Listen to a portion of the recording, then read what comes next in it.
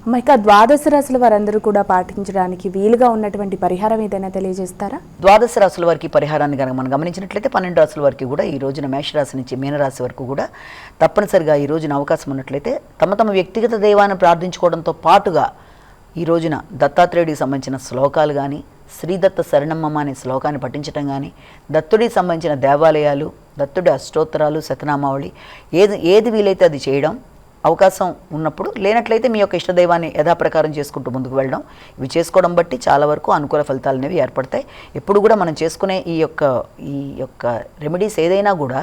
ప్రధానంగా మనం నడిచే దశలో అంతర్దశలు అనేది మన జన్మకుండల రీత్యా మనం చూసుకుంటూ ముందుకు పెడతాం. తద్వారా దానికి సంబంధించిన రెమెడీస్ ఏదన్నా ఉంటే పెద్దవి ఆల్రెడీ చేసుకుంటూ ఉంటారు కనుక